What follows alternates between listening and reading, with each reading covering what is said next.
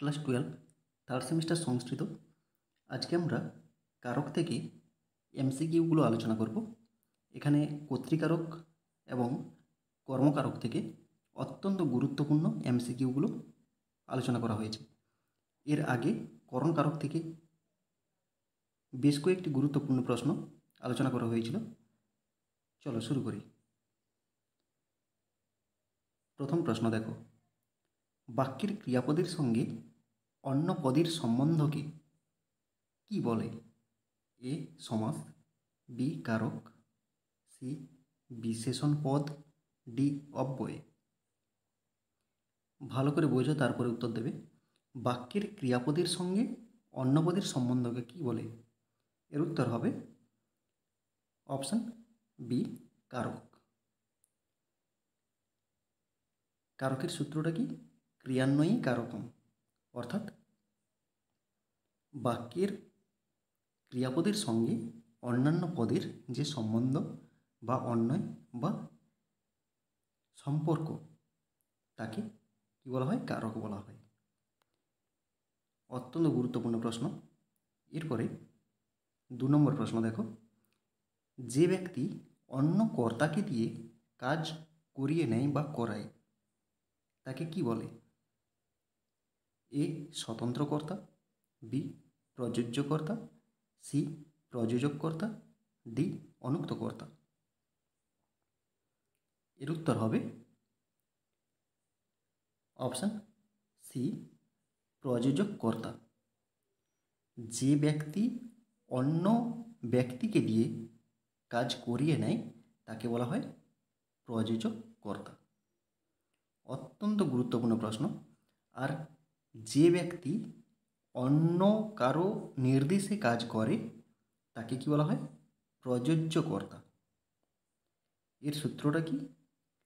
সূত্র হচ্ছে তৎপ্রযোজক হেতুশ্চ। এরপরে 3 নম্বর প্রশ্ন দেখো, অভিধেয় মাত্রে ড্যাশ শূন্যস্থানে কি হবে? অপশান আছে দেখো, এ প্রথমা, বি দ্বিতীয়া, সি তৃতীয়া, ডি চতুর্থী। এর উত্তর হবে অপশান এ প্রথমা। অভিধেয় মাত্রে প্রথমা, এটা একটা সূত্র, প্রথমা বিভক্তির সূত্র। অভিধেয় মাত্রে প্রথমা। এরপরে চলে যাও 10 নম্বর, অত্যন্ত গুরুত্বপূর্ণ প্রশ্ন। দশরথ ইতি রাজা আসিত, এই বাক্যে দশরথ পদে কোন বিভক্তি হয়েছে? দশরথ ইতি রাজা আসিত, এই বাক্যে দশরথ পদে কোন বিভক্তি হয়েছে? এখানে অপশান আছে প্রথমা বিভক্তি, বি দ্বিতীয়া বিভক্তি, সি তৃতীয়া বিভক্তি, ডি চতুর্থী বিভক্তি। এর উত্তর হবে অপশান এ প্রথমা বিভক্তি। এখানে দেখো, এই বাক্যের একটা বৈশিষ্ট্য আছে, দশরথ ইতি রাজা আসিত, এই বাক্যে ইতি কথাটা আছে। যে বাক্যে ইতি কথাটা থাকবে, ইতি কথাটা থাকবে, সেখানে কি হবে? প্রথমা বিভক্তি হবে।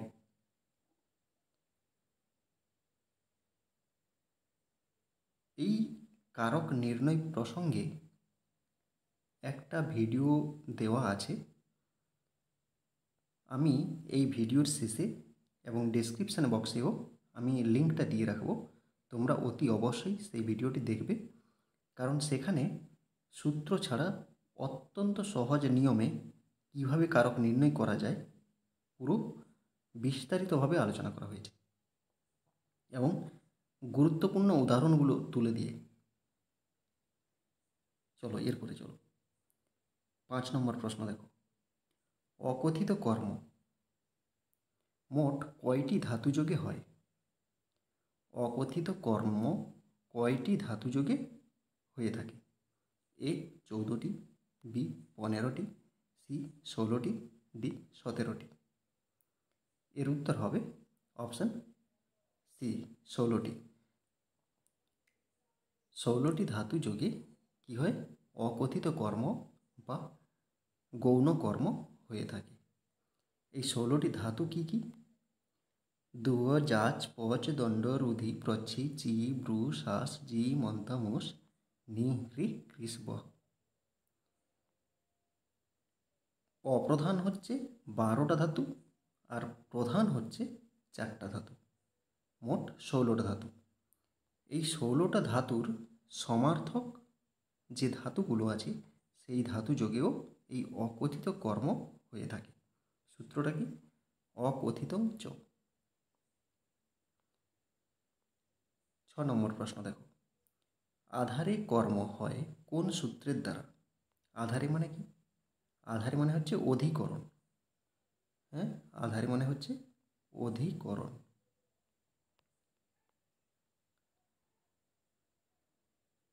এবারে এই আধারে কর্ম হয় কোন সূত্রের দ্বারা? এ অধিসংস্থাসাং কর্ম, বি উপান্নয়াদ্ধাং বশঃ, সি অভিনিবিশশ্চ, ডি সবকটি। এর উত্তর হবে অপশান ডি সবকটি। অধিসংস্থাসাং কর্ম এই সূত্রের দ্বারাও অধিকরণে কর্মকারক হয়। উপান্নয়াদ্ধাং বশঃ এই সূত্রের দ্বারাও আধারে বা অধিকরণে কর্মকারক হয়। আর অভিনিবিশশ্চ এই সূত্রের দ্বারাও আধারে বা অধিকরণে কর্মকারক হয়। তার মানে উত্তর হবে সবকটি। এরপরে 7 নম্বর প্রশ্ন দেখো, ক্রুধ ধাতুর পূর্বে উপসর্গ যুক্ত হলে কোন কারক হয়? ক্রুধ ধাতুর পূর্বে যদি উপসর্গ যুক্ত হয় তাহলে কোন কারক হবে? এ সম্প্রদান কারক, বি করণ কারক, সি কর্মকারক, ডি কর্তৃকারক। এর উত্তর হবে অপশান সি কর্মকারক। এখানে উদাহরণ দিয়েছি দেখো, সূত্রটা কি? ক্রুধ দ্রুহ রূপ সৃষ্টয় কর্ম। এর সূত্রটা হচ্ছে ক্রুধ দ্রুহ রূপ সৃষ্টয় কর্ম। এখানে প্রথম উদাহরণ দেখো, প্রভু ভৃত্যম অভিক্রুদ্ধতি। তাহলে এখানে ক্রুদ্ধতি আছে, তার সঙ্গে কি যোগ আছে? অভি উপসর্গ। এখানে অভি উপসর্গটা যোগ আছে। আর দ্বিতীয় উদাহরণে দেখো, প্রভু ভৃত্তায় ক্রুদ্ধতি। এখানে শুধু ক্রুদ্ধতি আছে, আর উপরের উদাহরণে কি আছে? অভিযোগ আছে। অভিযোগ আছে। সূত্রে কি বলেছে আরেকবার দেখো, ক্রুধ ধাতুর পূর্বে যদি উপসর্গ থাকে তাহলে কি হবে? কর্মকারক হবে। তাহলে ক্রুধ ধাতুর পূর্বে কি আছে? অভি উপসর্গটা আছে, তাই এখানে কি হয়েছে? ভৃত্তম কর্ম হয়েছে। নর শব্দের দ্বিতীয় আর একবচনে কি হয়? নরম। এবারে ক্রুদ্ধতি, এখানে দেখো এই অভি উপসর্গ কিন্তু এখানে নেই। এখানে নেই বলে কি হয়েছে? ভৃত্তায় হয়েছে, মানে সম্প্রদান কারক হয়েছে। সম্প্রদান কারকে চতুর্থী বিভক্তি হয়েছে। তার মানে কি দাঁড়ালো? যদি ক্রুধ ধাতুর আগে কোনো উপসর্গ থাকবে তখন কি হবে? দ্বিতীয়া বিভক্তি হবে, কর্মকারকে দ্বিতীয়া বিভক্তি হবে। এরপরে 8 নম্বর প্রশ্ন, অন্তরা শব্দযোগে কোন বিভক্তি হয়? অন্তরা, অন্তরা মানে মাঝখানে। এই অন্তরা শব্দযোগে কোন বিভক্তি হয়? এ প্রথমা বিভক্তি, বি দ্বিতীয়া বিভক্তি, সি তৃতীয়া বিভক্তি, ডি চতুর্থী বিভক্তি। এর উত্তর হবে অপশান বি দ্বিতীয়া বিভক্তি। এর সূত্র হচ্ছে অন্তরান্তরেণ যুক্তি। একটা হচ্ছে অন্তরা আর একটা হচ্ছে অন্তরেণ। অন্তরেণ মানে কি? ছাড়া বা ব্যতীত। একটা হচ্ছে অন্তরা মানে মাঝখানে, আর একটা হচ্ছে অন্তরেণ মানে ছাড়া বা ব্যতীত। এই অন্তরা আর অন্তরেণ এই দুটো শব্দযোগে কী হয়? দ্বিতীয়া বিভক্তি হয়। এরপরে 9 নম্বর প্রশ্ন, ব্যাপ্তি অর্থে কোন বিভক্তি হয়? ব্যাপ্তি অর্থে কোন বিভক্তি হয়?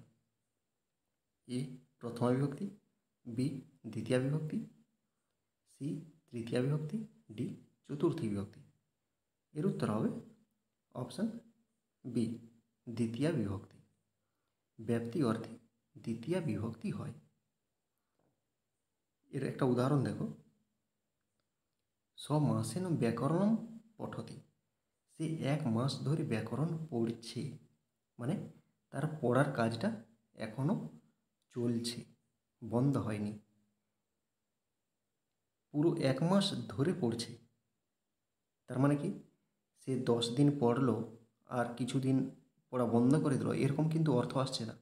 মানে সে 1 মাস মানে 30টা দিন, সে 30টা দিন প্রত্যেকটা দিন সে পড়ার কাজটা চালিয়ে গেছে, এইরকম একটা অর্থ আসছে। তো এইরকম একটা নিরবিচ্ছিন্নভাবে যখন অর্থ আসে তখন সেখানে কি হয়? ব্যাপ্তি অর্থ হয়। এই ব্যাপ্তি অর্থে দ্বিতীয়া বিভক্তি হয়েছে। এরপরে দেখো 10 নম্বর প্রশ্ন, আম্রেলিত কোনটি? এখানে কয়েকটা শব্দ আছে, সেই শব্দগুলোর মধ্যে আম্রেলিত শব্দ কোনটি? এ উভয়তঃ, বি রীতি, সি যাবৎ, ডি উপর্যুপরি। এর উত্তর হবে অপশান ডি উপর্যুপরি। আম্রেলিত হলো উপর্যুপরি। এখানে উপরি যুক্ত উপরি, উপর্যুপরি। এখানে কয়েকটা শব্দ মনে রাখবে, উভয়তঃ, সর্বতঃ, ধিক, রীতি, যাবৎ, বিনা, উপর্যুপরি, অধ অধ। এই সকল শব্দগুলো যোগ থাকলে কি হয়?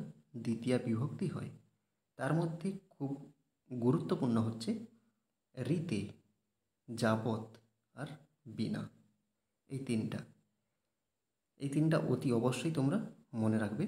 রীতি শব্দযোগে দ্বিতীয়া বিভক্তি, যাবৎ শব্দযোগে দ্বিতীয়া বিভক্তি, বিনা শব্দযোগে দ্বিতীয়া বিভক্তি হয়। এরপরে 11 নম্বর প্রশ্ন দেখো, জপম অনুপ্রাবর্ষক, এখানে অনুপদটি কি? এ অব্যয়, বি উপসর্গ, সি কর্ম প্রবচনীয়, ডি কোনোটি নয়। এর উত্তর হবে অপশান সি কর্ম প্রবচনীয়। অনু হচ্ছে কর্ম প্রবচনীয়। এর সূত্রটা কি? কর্ম প্রবচনীয় যুক্তে দ্বিতীয়া বিভক্তি।